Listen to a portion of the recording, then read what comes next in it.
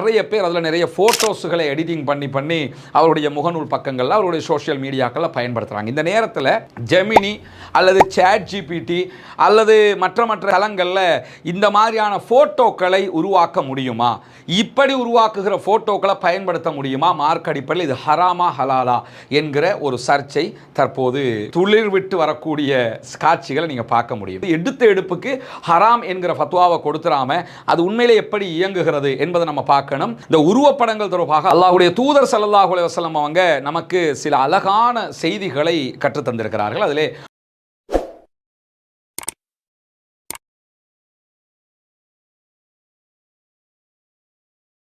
அன்பிற்கினிய சகோதர சகோதரிகளே, ஒரு முக்கியமான சர்ச்சையாக்கப்படக்கூடிய ஒரு விவகாரம் தொடர்பான மார்க்க தெளிவைத்தான் இந்த வீடியோவில் நம்ம தெரிஞ்சு கொள்ள இருக்கிறோம்.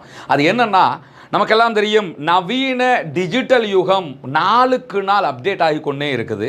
இந்த அப்டேட் என்பது எல்லா துறைகளிலும் அதிகரித்து வரக்கூடிய நம்ம பார்க்கலாம். அது மீடியா துறையாக இருக்கலாம், மீடியா அல்லாத துறைகளாக இருக்கலாம், எல்லா துறைகளிலும் ஏதோ ஒரு வகையில் இந்த டிஜிட்டல் என்பதும் அறிவியல் என்பதும் ஒரு வளர்ந்து வரக்கூடிய ஒரு செய்தியாக மாறி இருக்கக்கூடிய நேரத்தில் சேட் ஜிபிடி வெளியிடப்பட்டதற்கு பிறகு ஏஐ தொழில்நுட்பத்தினூடான பல சாஃப்ட்வேர்கள் அப்ளிகேஷன்கள் உருவாக்கப்பட்டிருப்பது நமக்கு தெரியும். சேட் ஜிபிடி வந்தது, அதற்கு பிறகு அதை தூக்கி சாப்பிட்ற மாதிரி சீனாவினுடைய டீப் சீக் வெளியாக்கப்பட்டது, அதற்கு பிறகு மெட்டா தனியாக அவங்களுடைய தயாரிப்புகளை போட்டிருக்கிறாங்க, கூகுள் தற்போது ஜெமினி என்கிற அவர்களுடைய தயாரிப்பை வெளியிட்டிருக்கிறாங்க. இப்படி நாளுக்கு நாள் அந்தந்த கம்பெனியும் தனித்தனியான அப்ளிகேஷன்களை வெளியிட்டு கொண்டு வரக்கூடிய சூழலை நம்ம பார்க்குறோம்.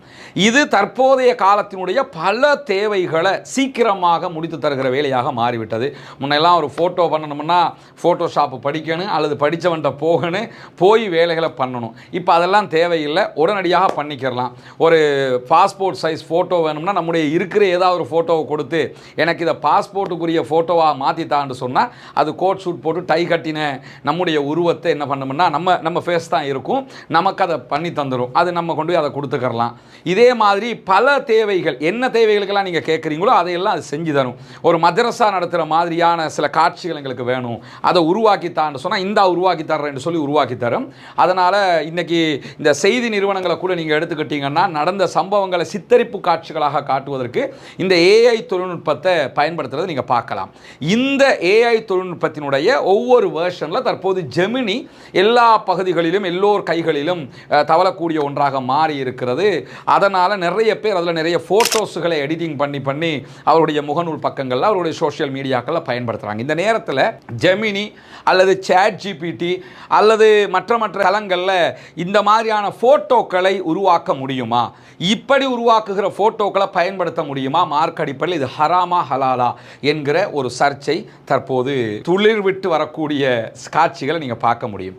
ஒவ்வொரு காலகட்டத்திலும் இந்த மாதிரி நிறைய சர்ச்சைகள், கேமரா வந்த நேரத்திலேயே உருவாகின ஒரு சர்ச்சை இன்னைக்கும் வீடியோக்களை ஹராம் என்று சொல்லிக் கொண்டிருக்கக்கூடிய சாராரை நீங்கள் பார்க்க முடியும். உலமாக்கல்ல ஹராமாக காட்டக்கூடாத காட்சியில் காட்டினா அது ஹராம் தான், அதை யாருமே இங்கே ஹலால் என்று சொல்ல வரலை. ஆனால் இப்படி உரையாற்றுவதை கூட ஹராம் என்று சொல்லக்கூடிய பல பேரை பார்க்கலாம். ஆரம்ப காலத்தில் இதை உரையாற்றுவதெல்லாம் ஹராம் என்று சொன்ன பல பேர் பிற்காலத்தில் அதை புரிஞ்சுக்கிட்டு இல்லை வீடியோக்கள் நமக்கு தேவை, அது தொழில்நுட்பத்தினுடைய வளர்ச்சி என்று அதை புரிஞ்சு கொண்டதை நம்ம பார்க்கலாம். அந்த அடிப்படையில் தற்போது இந்த ஜெமினி, சேட் ஜிபிடி அல்லது டீப் சீக் இதுகளில் இந்த ஃபோட்டோக்களை எடிட் பண்ணுகிற இந்த தொழில்நுட்பம் வந்ததுக்கு பிறகு இதெல்லாம் ஹராம், அதெல்லாம் அப்படி பண்ணக்கூடாது என்கிற ஃபத்வாக்கள் வெளியாகக்கூடிய காட்சிகள் நீங்கள் பார்க்கலாம். முதல்ல என்ன புரிஞ்சுக்கிறோம்னு கேட்டால், இந்த உருவப்படங்கள் தொடர்பாக அல்லாஹ்வுடைய தூதர் ஸல்லல்லாஹு அலைஹி வஸல்லம் அவங்க நமக்கு சில அழகான செய்திகளை கற்றுத் தந்திருக்கிறார்கள். அதிலே முதன்மையாக எல்லோரும் பேசுகிற ஒரு பிரபலமான நபிமொழி தான் ரசூலுல்லாஹி ஸல்லல்லாஹு அலைஹி வஸல்லம் அவர்கள் சொன்னார்கள், எந்த வீடுகளில் உருவப்படம் இருக்கிறதோ, எந்த வீட்டில் நாய் இருக்கிறதோ அந்த வீடுகளுக்கு ரஹமத்துடைய மலக்குமார் வரமாட்டார்கள். ரஹமத்துடைய மலக்குமார் தான், உயிரெடுக்கிற மலக்கு வருவார். எனவே ரஹமத்துடைய மலக்குமார் வரமாட்டார்கள் என்று சொல்லுகிற செய்தி சஹீஹுல் புகாரியிலே பதிவு செய்யப்பட்டிருக்கிறது. எனவே உருவப்படத்திற்கு தடை விதிக்கிறார்கள் ரசூலுல்லாஹ், நாய்க்கு தடை விதிக்கிறார்கள். வேட்டை போன்ற தேவைகளுக்கு நாயை பயன்படுத்துவதில் மார்க்கம் அதுக்கு தனியான ஒரு அனுமதியை தருகிறது. இன்னும் ஒரு நபிமொழி, பிரபலமான நபிமொழி, நபிகள் நாயகம் ஸல்லல்லாஹு அலைஹி வஸல்லம் அவங்க ஒரு நாள் வெளியூர் பயணம் கொண்டு போயிட்டு வீட்டுக்கு வர்றாங்க. வரும்போது அவங்களுடைய வீட்டில் திரைச்சீலையாக கர்டனாக உருவப்படங்கள் சார்ந்த ஒரு கர்டன் போடப்பட்டிருக்குது. உடனே ரசூலுல்லாஹ் திரும்பி போயிட்டாங்க. பிறகு அடுத்த நாள் வர்றாங்க. வரும்போது அதே கர்டனை தலையணை தலையணையாக செய்து வைத்திருக்கும் போது அது தலையணையில் சாஞ்சுக்கிட்டு தூங்கினாங்க என்கிற செய்திகள் இந்த இரண்டும் கலந்த செய்திகளாகவும் தனித்தனி செய்திகள் வருகிறது. தனித்தனியாக ரசூலுல்லாஹ் வந்தாங்க திரும்பி போயிட்டாங்கிற ஒரு செய்தி, திரும்ப அடுத்த நாள் வந்தாங்க தலையணையில் சாஞ்சுக்கிட்டாங்கன்ற மாதிரி செய்திகள் எல்லாம் சஹீஹுல் புகாரி, முஸ்லிம் உள்ளிட்ட பல நபிமொழி கிரந்தங்களில் நம்ம பார்க்க முடியும். எனவே உருவப்படமாக இருந்ததை கண்டு ரசூலுல்லாஹ் அதை ஏற்றுக்கொள்ளவில்லை, அதை அனுமதிக்கவில்லை, போயிட்டாங்கிறத நம்ம இதில் பார்க்கலாம். இந்த ஹதீஸ்களை எடுத்து வைத்துக்கொண்டு உருவப்படம் என்கிற வட்டத்துக்குள்ள இந்த வீடியோ காட்சிகளையும் டிஜிட்டல் யுகத்தில் இருக்கக்கூடிய காட்சிகளையும் கொண்டு வந்து சில பேர் அதை புரியாம சேர்த்துற காட்சிகளை நம்ம பார்க்க முடியும். எனவே முதலாவது நம்ம என்ன தெரிஞ்சுக்கிறோம்னு கேட்டால், இஸ்லாத்தில் உருவப்படங்கள் தடுக்கப்பட்டிருக்கிறது என்பதில் மாற்று கருத்து இல்லை. பிரிண்ட் எடுக்கக்கூடிய, அதுவும் தேவைக்காக எடுப்பதற்கு இஸ்லாம் அதை தடை விதிக்க. ஒரு ஐடென்டி கார்டுக்கு நீங்கள் எடுக்கணும், அதே மாதிரி ஒரு பாஸ்போர்ட்டுக்கு எடுக்க வேண்டி வரும், ஒரு பத்திரிக்கை நடத்துகிறோம், பத்திரிக்கையில் ஒரு செய்தியை சொல்றதுக்கு தேவைப்படும், ஸ்கூல் புக்கில் ஒரு செய்தியை சொல்றதுக்கு தேவைப்படும்னா அது ஓகே. தேவையில்லாமல் பிரிண்ட் எடுத்து வைக்கிறது தான் இஸ்லாம் தடுக்கிறது. அதே நேரத்தில் சிலைகளாக வடிப்பது இஸ்லாம் தடுக்கிற அதே நேரம் குழந்தைகளுக்கு பொம்மையாக விளையாடுவதற்கு இஸ்லாம் அனுமதிக்கிறது. அன்னை ஆயிஷா சித்திகா ரலியல்லாஹு அன்ஹா விளையாடினாங்க, ரசூலுல்லாஹி ஸல்லல்லாஹு அலைஹி வஸல்லம் அவங்க அதை தடுக்கல அனுமதிச்சாங்க என்கிற செய்திகளையும் சஹீஹுல் புகாரி, முஸ்லிம் உள்ளிட்ட ஹதீஸ் கிரந்தங்களில் நம்ம பார்க்க முடிகிறது. இப்படி உருவப்படங்கள், சிலைகள் இதற்கெல்லாம் என்ன சட்டம் என்பதை இஸ்லாம் சொல்லிவிட்டது. இங்கே நம்ம என்ன பார்க்கணும்னு கேட்டால், இந்த சேட் ஜிபிடி அல்லது டீப் சீக் அல்லது ஜெமினி, அதை தாண்டி நம்ம யூஸ் பண்ணுற லேப்டாப், கம்ப்யூட்டர், டிஜிட்டல் சாதனங்கள் எதா இருந்தாலுமே இதுவெல்லாம் உருவப்படம் தானா என்பதை நம்ம முதல்ல புரிஞ்சுக்கிறோம். அது உண்மையிலே உருவப்படம் கிடையாது. ஒரு கண்ணாடிக்கு முன்னாடி நீங்கள் போய் பார்க்குற மாதிரி ஒரு விவகாரம். கண்ணாடியை பார்க்கும்போது நம்முடைய உருவம் தெரியும், திரும்ப நம்ம அந்த இடத்த விட்டு போயிட்டோம்னா உருவம் தெரியாது.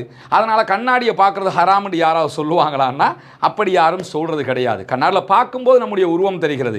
உருவம் தெரிகிறது என்பது வேற, உருவமே இருக்கிறது என்பது வேறு. இப்போ இந்த டிஜிட்டல் சாதனங்கள், செல்ஃபோன் எடுத்துக்கிட்டாலும், லேப்டாப் எடுத்துக்கிட்டாலும், தொலைக்காட்சிகள் எடுத்துக்கிட்டாலும், எதை நீங்கள் எடுத்துக்கிட்டாலும், கேமரா பண்ணப்பட்ட எந்த ஒரு ஐட்டத்தை நீங்கள் எடுத்துக்கிட்டாலும் நம்ம பார்க்கும்போது தெரியும், பார்க்காத போது அது இல்லாமல் ஆகிடும். எனவே அது ஒரு கற்பனை கலந்த ஒரு புகைப்படமே தவிர நிஜமான ஒரு புகைப்படம் கிடையாதுங்கிறத நம்ம புரிஞ்சுக்கிறணும். அதை இப்படி பார்த்தோம்னா தெரிய போகுது, பார்க்கலன்னா இல்லை மூடி வச்சிட்டோம்னா தெரியாமல் போயிடும். அதுக்குள்ள ஆயிரக்கணக்கான இது போன்ற புகைப்படங்கள், காட்சிகள் இருக்கத்தான் போகிறது. அதை நம்ம பார்க்கும் போதையும் பார்க்காத போது தெரியாது எனும் போது இது புகைப்படத்தினுடைய வட்டத்துக்குள்ளேயே வரப்போகிறது கிடையாது என்பதை நம்ம புரிஞ்சுக்கிட்டோம்னாலே இந்த ஜெமினிக்கு ஹராம் ஃபத்வா கொடுக்கிறது அல்லது சேட் ஜிபிடியினுடைய எடிட்டிங் வெர்ஷனுக்கு ஹராம் ஃபத்வா கொடுக்கிறது எல்லாம் குறைந்து போய்விடும். இதில் எந்த விதமான மார்க்க முரண்பாடுகளும் கிடையாது. நம்ம ஏற்கனவே செஞ்சு வந்த காரியங்களை லேசாக்குகிற தொழில்நுட்பமாக இது இருக்கிறது. எனவே இந்த நவீன சாதனங்களை பயன்படுத்துகிற போது எடுத்த எடுப்புக்கு ஹராம் என்கிற ஃபத்வாவை கொடுத்துடாம அது உண்மையிலே எப்படி இயங்குகிறது என்பதை நம்ம பார்க்கணும். இந்த மாதிரி நம்ம சொல்ல போனோம்னா கண்ணாடி பார்க்கறதே கூடாது என்கிற ஃபத்வாவை கொடுக்கணும். வீடியோ காட்சிகள் கூடாது என்று சொல்லுகிறவர்கள், அல்லது வீடியோ கேமரா யூஸ் பண்ணக்கூடாது என்று சொல்லுகிறவர்கள், சேட் ஜிபிடி அல்லது மற்ற தடைகளை விதிக்கக்கூடிய யாருமே இந்த கண்ணாடி பார்ப்பதை தடை என்று சொல்லுவதில்லை. ஆரம்ப நாட்களில் தடை என்றவர்கள் கூட பின்னாட்களில் சரி கட்டி கொண்ட காட்சிகளை எல்லாம் நம்ம பார்த்துருக்கிறோம். எனவே சகோதரர்களே, இந்த ஜெமினியை பயன்படுத்துவதோ அல்லது புதிய நவீன டிஜிட்டலில் வரக்கூடிய இந்த சாதனங்களை பயன்படுத்துவதோ மார்க் அடிப்படையில் தடுப்பதற்கு எந்த வழிமுறைகளும் அற்ற ஒரு விவகாரம் என்பதை நாம் புரிந்து கொள்ள வேண்டும். இதற்கு அவசரப்பட்ட ஹராம் ஃபத்வா கொடுப்பதை விட ஆழ யோசித்து இதனுடைய சிஸ்டம் என்ன என்று பார்த்தீங்கன்னு சொன்னால் அது ஒரு கற்பனையான ஒரு விவகாரமே தவிர நிஜமான இப்படி கையில் நீங்கள் எடுத்து பார்க்குற ஒரு ஐட்டம் கிடையாது. அது கற்பனையான ஒரு ஐட்டம், பார்த்தா தெரிய போது, பார்க்கலன்னா இல்லாமல் போயிட போகுது. அப்படியான ஒரு ஐட்டம். இதில் எந்த விதமான தடை செய்வதற்கான அடிப்படையும் கிடையாது, முகாந்திரமும் கிடையாது. எனவே தாராளமாக நம்ம மார்க் அடிப்படையில் இப்படியான சாஃப்ட்வேர்களை, இப்படியான நவீன டெவலப்பாக வரக்கூடியதை மார்க்கத்துக்கு உட்பட்டு ஆபாசங்கள், அசிங்கங்கள், மார்க்கம் தடுத்த விவகாரங்களை செய்யாமல் மார்க்கம் அனுமதித்த விவகாரங்களுக்கு அதை பயன்படுத்துவதற்கு தாராளமான அனுமதி உண்டு என்பதையும் இந்த வீடியோவினூடாக தெரிவித்துக் கொள்கிற அதே நேரம், இந்த கருத்துக்கு மாற்று கருத்து இருக்கக்கூடியவர்கள் தாராளமாக உங்களுடைய கருத்துக்களை முன்வைக்கலாம், உங்களுடைய வாத பிரதிவாதங்களை முன்வைக்கலாம். நான் பார்த்தது, படித்தது, புரிந்து கொண்டது ஹதீஸ்கள் அடிப்படையில் வெளிப்படையாக தெரிகிற விவகாரத்தை உங்கள் மத்தியிலே வைத்திருக்கிறேன். சரி என்கிறவர்கள் இதை ஏற்றுக்கொள்ள முடியும், பிழை காணுகிறவர்கள் இதை தூக்கி தூரமாக வச்சுக்கிட்டு நீங்கள் உங்களுடைய முடிவை தாராளமாக எடுப்பதற்கான ஜனநாயக சுதந்திரம் அத்தனை பேருக்கும் இருக்கிறது என்பதையும் தெரிவித்துக் கொண்டு முடித்துக் கொள்கிறேன். வாஹ்ர தஅவானா அல்ஹம்துலில்லாஹி ரப்பில் ஆலமீன்.